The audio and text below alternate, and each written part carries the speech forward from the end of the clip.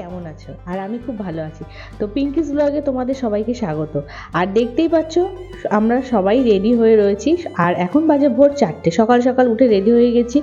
আর এই দিকে আমাদের লাগেজও রেডি হয়ে গেছে। হ্যাঁ, তো আমরা কোথায় যাচ্ছি? আমরা যাচ্ছি তারাপীঠ। তো তারাপীঠ এই ফার্স্ট টাইম আমি তারাপীঠ যাচ্ছি, মামারও এই প্রথম যাওয়া। আমি আগে কখনো যাইনি, তোমাদের দাদাভাই আগে গেছে। তো প্রথমবার তারাপীঠ যাচ্ছি, এক্সাইটমেন্টটা অনেক। তাই জন্য এই যে সকাল সকাল এখন আমরা বেরিয়ে পড়বো, যেহেতু আমাদের ট্রেন রয়েছে, সেকেন্ড ট্রেনটা আমরা ধরবো, তো সেই জন্য।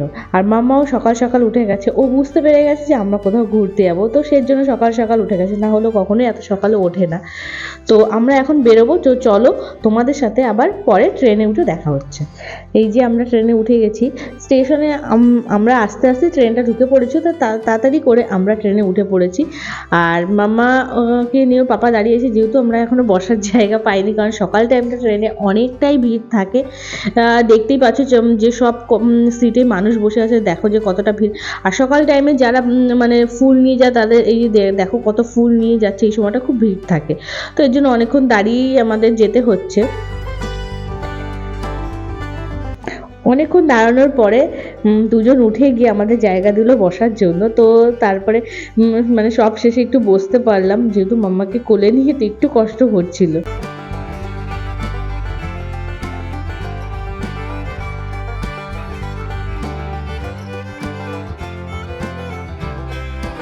আর এদিকে আমরা নেমে গেছি স্টেশনে, শিয়ালদা স্টেশনে নেমেছি। এখান থেকে আমাদের নেক্সট ট্রেন যেটা আছে, এখান থেকে ছাড়বে রামপুরহাট, যে ট্রেনটা সেটাই আমরা যাব। তো নেমে আমরা এখন হেঁটে যাচ্ছি। আর মাম্মাও এদিকে খুব এক্সাইটেড, সারাটা রাস্তা পুরো জেগেছিল। এত ভোরবেলায় উঠে ও একটুকু ঘুমায়নি, ওকে দেখে বুঝতে পারছো যে তোমরা ও কতটা এক্সাইটেড। হেঁটে হেঁটে যাবে, কোলে উঠবে না, এতটাই খুশি ও ঘুরতে বেরিয়ে।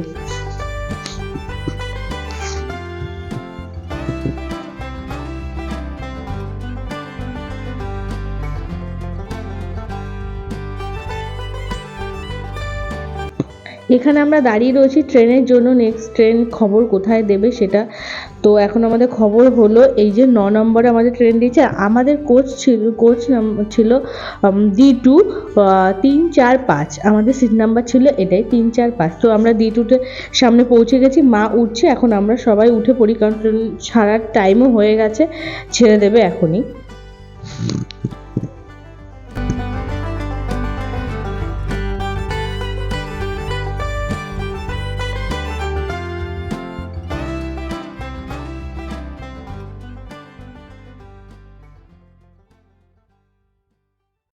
অনেকক্ষণ পরে মাম্মা ঘুমোলো, তাই ঘুমানোর পরে আমরা দুজনে একটু গেটের কাছে চলে এসেছি, নিজেদের মধ্যে একটু সময় কাটাবো বলে। আর বাইরের দিকটা কতটা সুন্দর লাগছে সেটা উপভোগ করবো বলে একটু নিজেদের মধ্যে সময় কাটাতে চলে এসেছি। আর আমি সত্যি খুব মানে খুব খুশি, এই ফার্স্ট টাইম যাচ্ছি মায়ের কাছে। আমি কখনো জানি, আমার অনেক দিন ধরে ইচ্ছে ছিল, তবে যেতে পারিনি। তোমাদের দাদাভাই আরেকবার গিয়েছিল, তবে সেই সময় আমি যেতে পারিনি, আমার একটু অসুবিধা ছিল। তো সেই জন্য ওর একাই যেতে হয়েছিল।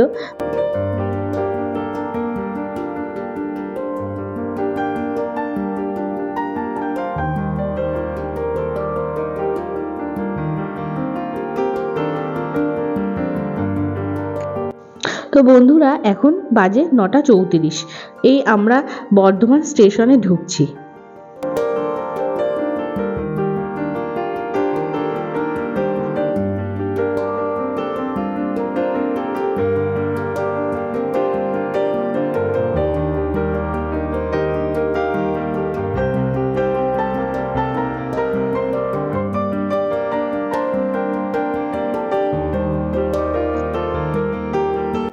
তো বন্ধুরা, দেখতেই পাচ্ছ যে মাম্মা ঘুম থেকে উঠলো, হাই তুলছে, এখনো উঠে বাইরের দিকটা দেখছে।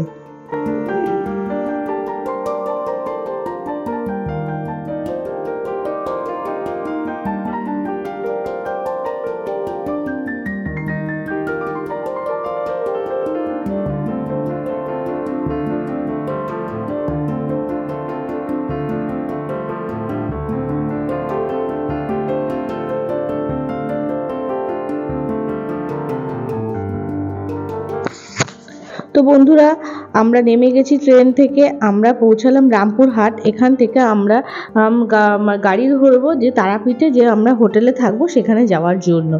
তো আমরা এর জন্য মানে স্টেশনের বাইরে এসে ওয়েট করছি যে এখান থেকেই গাড়ি পাওয়া যায়। তো চলো দেখা যাক যে এখান থেকে গাড়ি কোথায় আছে সেটার জন্য।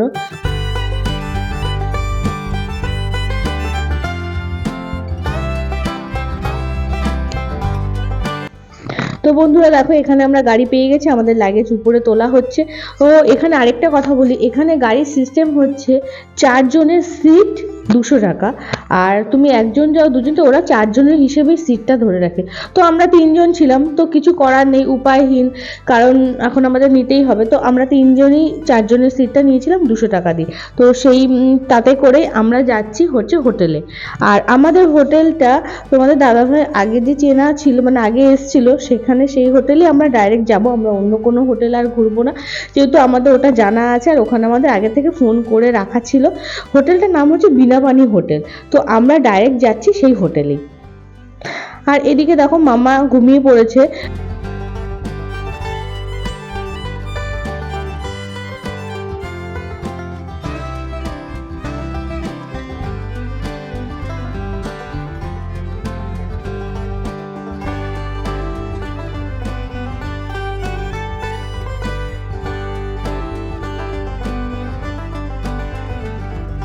আর বন্ধুরা দেখো, তারাপীঠে ঢুকছি আমরা, আর তারাপীঠের গেট, এই অনুভূতিটা সত্যি অন্যরকম। আর আমরা পৌঁছে গেছি আমাদের যেখানে হোটেলের কথা বলেছিলাম বিনাপানি হোটেলে, সেখানে।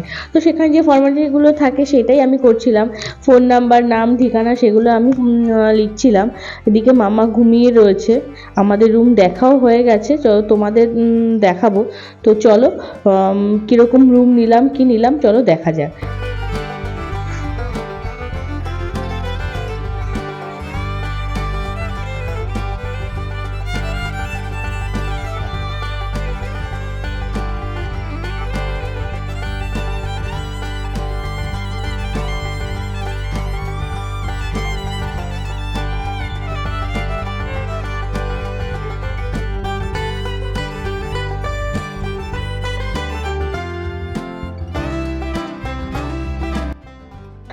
এই যে তোমাদের দাদাভাই রুমে যাচ্ছে, আমাদের রুমটা ছিল ফার্স্ট ফ্লোরে, কারণ আমরা ফার্স্ট ফ্লোরেই রুমটা নিয়েছিলাম, আমরা উপরে যাইনি। উপরেও রুম ছিল, যেহেতু আমাদের সুবিধা, মাম্মাকে নিয়ে ওঠার নামা, তারপরে মা, সবার জন্য, মানে সবার কথা চিন্তা করে আমরা ফার্স্ট ফ্লোরে রুমটা নিয়েছি, তাহলে আমাদের সুবিধাই হবে। আর আমাদের রুমটা ছিল হচ্ছে ডবল বেডের।